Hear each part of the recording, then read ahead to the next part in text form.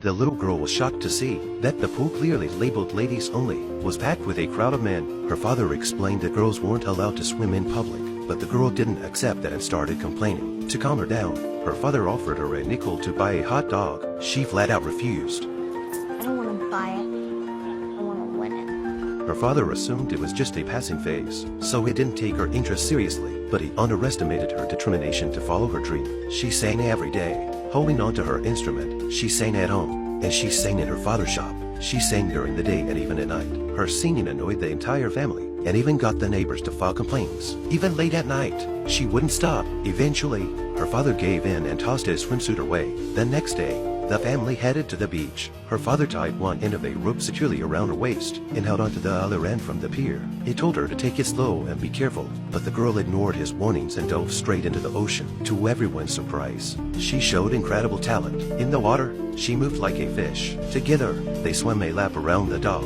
Finally, thanks to her skills, she earned herself a free hot dog. But the girl's ambitions didn't stop there. One day, while watching a men's swimming competition with her sister, she noticed the men weren't even faster than her sister. The girl believed her sister could win against them. Their casual remarks caught the attention of a male coach, who insulted them with harsh words. I've seen a dog pattern. Maybe she could race a German Shepherd. Her mother was furious and scolded the coach. His words deeply hurt her. That evening at dinner, the mother announced her decision to let her daughters join a girls' swimming team. Her father's sarcastic laughter only fueled her determination. She was set on making sure her daughters learned how to swim. The boiler room was hiding something extraordinary, a swim team. Judy and her sister Meg were shocked as they watched the swimmer in the pool. They had no idea they were witnessing the fastest swimming style in the world. After all, neither of them had ever been trained in professional swimming. Back then, women were only allowed to swim indoors. Men believed women were too fragile to handle intense exercise or competition, but this swim team didn't share that belief. Judy's mother introduced her daughters to the coach. Both Judy and Meg got into the water for a test. Their untrained strokes were clumsy and random, but the coach saw potential in Meg. She accepted Meg onto the team. Judy,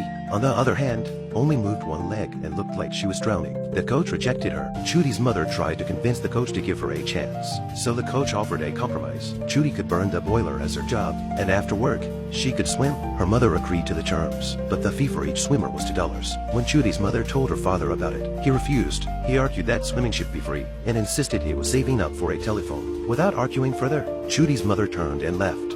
What are you doing? If you won't pay, I will. What about dinner? I'm not hungry. Thank you. Fortunately, Judy's mother had a gift for crafts. She made beautiful fabric flowers to earn the money needed for her daughter's fees. Meg joined the team and began training. Meanwhile, Judy burned the boiler every day. She observed the swim team's techniques and practiced them in the ocean on her own. Some of the swimmers mocked Judy, but her sister Meg stood up for her and chased them away. One day, however, Meg accidentally revealed that Judy had had measles. The coach immediately warned Judy not to swim anymore, explaining that it could lead to deafness, but Judy firmly refused to. Keach wasn't afraid. Go home, Trudy. The other girl's laughing. Why don't you fight back? You won't let me in the pool. Moved by Judy's determination, the coach introduced a new rule. From then on, every day would include a swim race. The last swimmer to finish would have to burn the boiler the next day. This gave Judy a chance to train. Though she started out as the slowest, her relentless efforts soon paid off. It wasn't long before Judy was no longer finishing last. Ruth, feed the boiler. The girl's first race didn't go as planned. Her nerves got the best of her, causing her to make a mistake at the start and fall behind everyone else. Determined, she pushed herself to catch up with the other swimmer ahead of her. The coach didn't even notice her effort. His focus was entirely on the girl's sister, Meg, who was the favorite to win. In the coach's eyes, Judy was just there to fill a lane, but something unexpected happened. As Judy swam, she started gaining speed. Little by little, she overtook one swimmer after another. On the sidelines, the coach and their mother were in shock.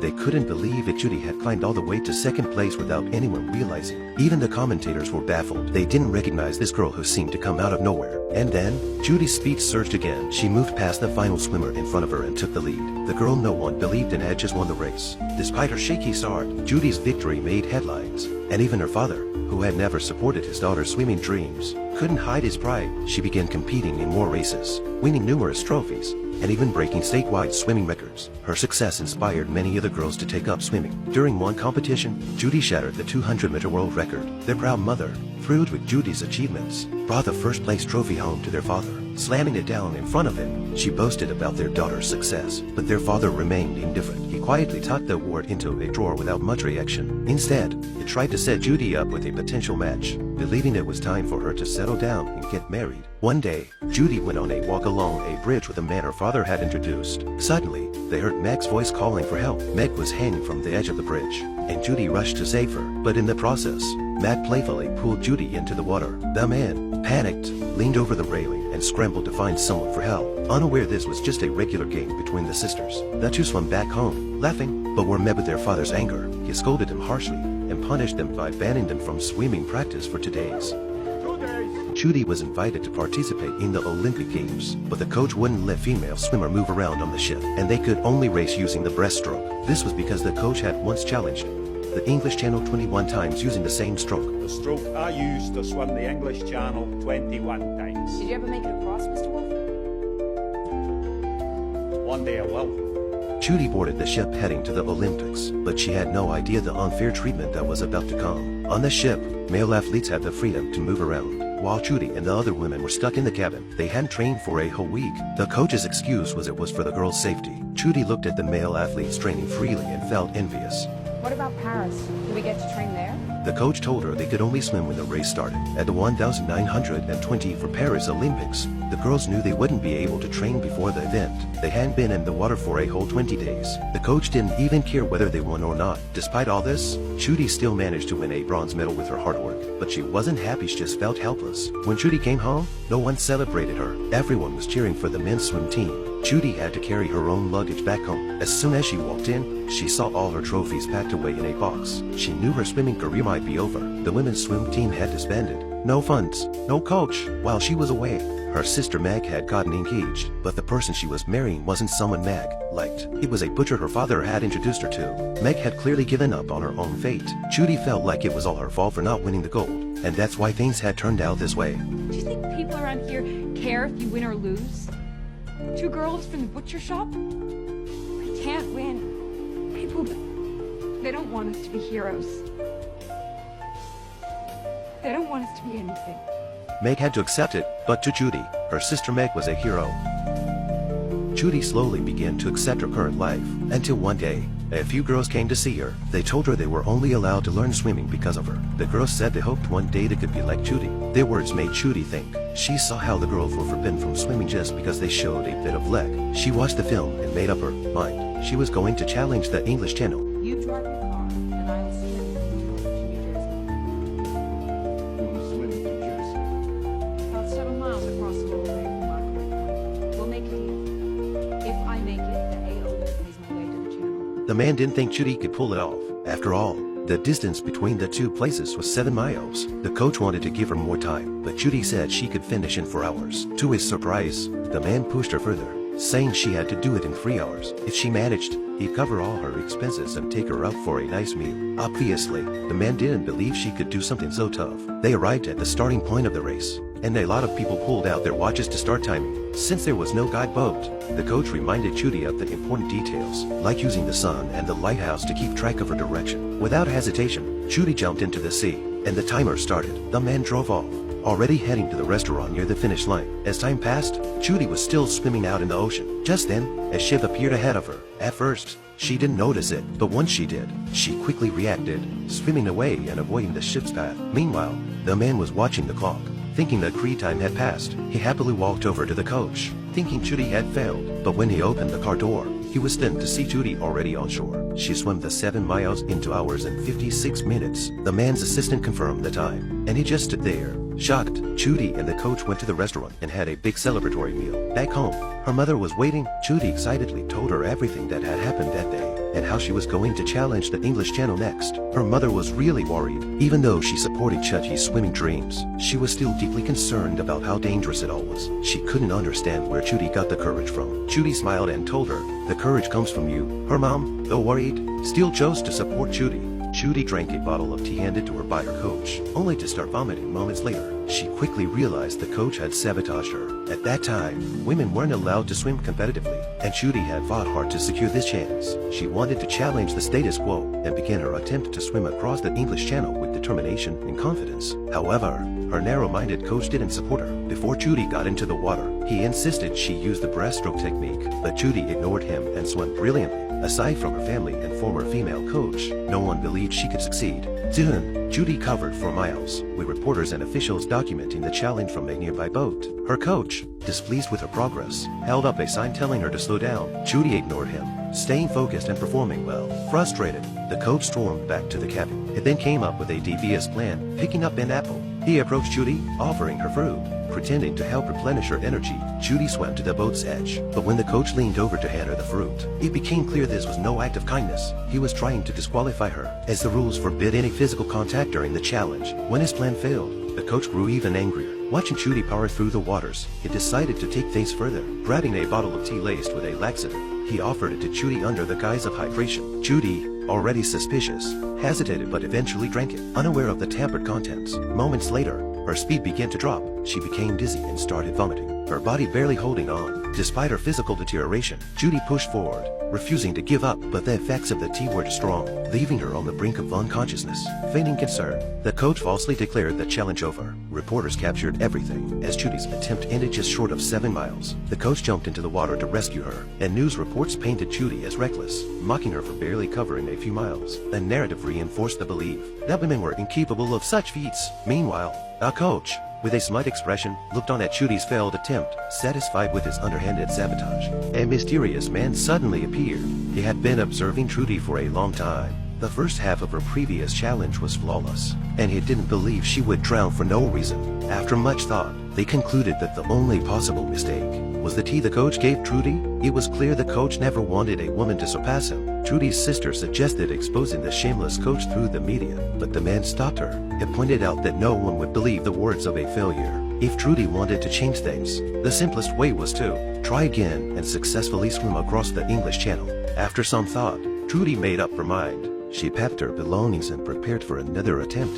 This time, she secretly jumped off a cruise ship, not giving anyone the chance to stop her. She wore a swimsuit sewn by her sister, although her father disapproved. Thinking it wasn't modest enough, he eventually came around. With determination, Trudy dove into the sea once more. With the experience from her last attempt and her family's support, the first part of her challenge went very smoothly. As the news spread, reporters quickly followed her journey, eager to capture close-up shots of Trudy, but touching her would disqualify her from the challenge. The man used tools to protect Trudy from any interference. Her story once again made headlines, and women everywhere gathered around radios, praying for her success, but things didn't go as smoothly as hoped. Ahead of Trudy, a patch of red appeared in the water, a swarm of red jellyfish. Getting stung by one would cause excruciating pain. There was no way around them. Her only option was to speed up and swim through.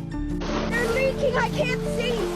Trudy had no choice but to take off her goggles and toss them back onto the boat. Without goggles, swimming in the open sea became even more challenging. She didn't notice the jellyfish lurking below her in the ocean. Moments later, the people on the boat spotted a massive red jellyfish swarm ahead. Though these jellyfish weren't venomous, touching them would cause intense pain. Faced with no other option, Trudy hesitated for only a moment. Then she took a deep breath and charged into the swarm, frantically swinging her arms to push forward. Every stroke brought a sharp sting, but Trudy didn't stop. She swam faster and faster. Her screams of pain echoed across the water, and finally, she broke free of the swarm. By now, her body was covered in stings. She floated on the water. Exhausted, her father assumed she had no strength left and told the man to pull her onto the boat, but the man reassured him that Trudy was just resting. Meanwhile, her sister Meg rushed into the cabin. She grabbed a candle from a drawer, and with quick thinking, used melted wax to reseal Trudy's goggles. Meg tossed the repaired goggles back to Trudy, who put them on and resumed her challenge, with her family by her side every step of the way.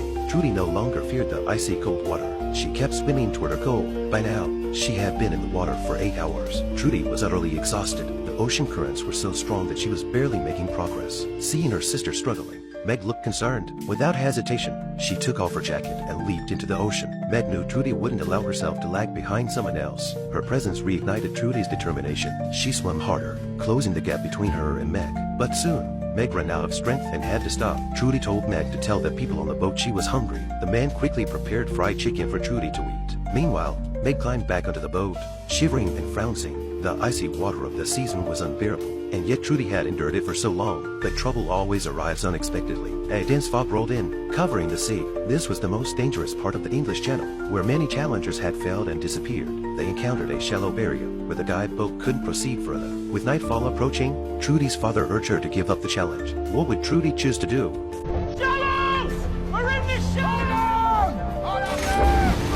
Trudy had reached the final and most dangerous stage of her challenge. Just 5 miles left to the finish line. The sky was thick with fog, and darkness was falling fast. Her father, worried about her safety, pointed out that the shallow waters ahead meant the guide boat couldn't continue. It tried to convince her to give up, but after coming this far, how could Trudy quit so easily? Resolute, Trudy turned back toward the sea, her determination unshaken. Her father didn't insist further, knew this was her lifelong dream. This meant Trudy would have to swim the last 5 miles, alone, in the dark, with no markers to guide her. She glanced back at her family one last time, their presence strengthening her resolve. Her father and Meg rushed to the finish line ahead of her, but out in the open sea, Trudy soon lost her sense of direction. With nothing to orient herself, she was overwhelmed by despair. She didn't know where to go. The news spread quickly. Trudy was reported as being lost in the shallow waters. Her mother could only pray in sadness for her daughter's safety, while her father and Meg waited anxiously on the shore. Just as hope was waning, a stunning sight appeared on the cliffs. Women had gathered, lighting bonfires along the coastline. These flames symbolized more than just likely represented the strength of all women, breaking free from societal chains. Inspired by Trudy's challenge, out at sea, Trudy was about to give up, but then she saw the glow of the bonfires in the distance. Though her body was drained of energy, her spirit reignited. She pushed forward, swimming toward the glowing shore. Meg spotted her in the water, and the bonfire light turned the dark sea into shimmering gold. With renewed strength and a smile on her face, Trudy kept going, her heart full of determination. On the shore, the crowd grew, waiting eagerly for her to arrive. Finally, Trudy's hands touched the sand. She slowly stood up, unable to believe what she was seeing. The crowd erupted into applause, but no one approached her to let her take the last steps herself. Forward to embrace her, and her father proudly declared to everyone, "This is my daughter." News of Trudy's success in crossing the English Channel spread far and wide. People celebrated her triumph, while the only one left in shame was the coach who had tried to sabotage her. Trudy's success had not only proven her strength, but also highlighted his disgrace. When Trudy returned to her home country, she was met with cheers and admiration from everyone. Her achievement changed the course of women's sports forever.